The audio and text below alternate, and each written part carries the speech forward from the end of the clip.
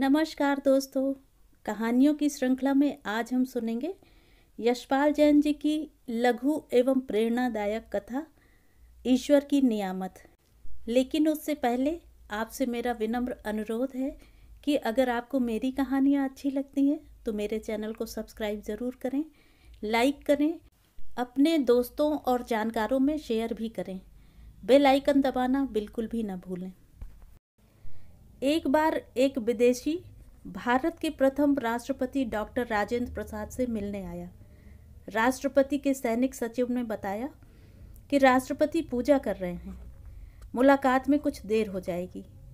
विदेशी महानुभाव राजेंद्र बाबू के मित्र थे।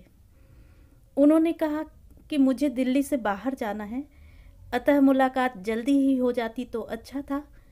आप उनसे पूछ देखिए ना।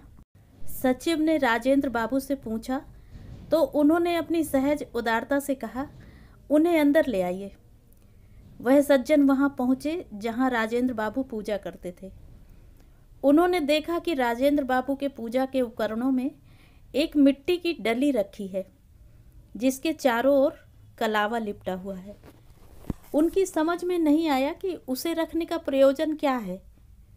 उन्होंने बड़े संकोच के साथ राजेंद्र बाबू से कहा, श्रीमान जी, आप इतने पढ़े लिखे हैं और इतने ऊंचे पद पर आसीन हैं, तब ऐसा क्या है कि नाचीज मिट्टी को अपने सामने रखते हैं। राजेंद्र बाबू यह सुनकर कुछ गंभीर हो आए। बोले, आप इसे नाचीज कहते हैं? नहीं, यह नाचीज नहीं है। आगंतुक ने कहा, इसका मोल क्या है? यह किस काम की है? राजेंद्र बाबू और भी गंभीर हो उठे। बोले, यह मिट्टी मेरे देश की है, ईश्वर की नियामत है। आप इससे कितनी ही चीज़ें बना लेते हैं, लेकिन मिट्टी को आप नहीं बना सकते। वह तो ईश्वर की बनाई हुई है। इसी से मैंने कहा है कि यह भगवान की नियामत है। जिसे वह नाचीज समझ रहा था, वह कितनी मूल्यवान थी, अब उसे पता चला। उसका सिर शर्म से झुक गया। जब वह राष्ट्रपति भवन से बाहर आया तो उसका मन राजेंद्र बाबू की महानता और प्रशंसा से भरा हुआ था। तो ये थी कहानी।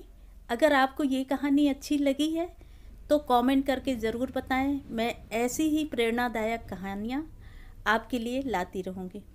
Thank you.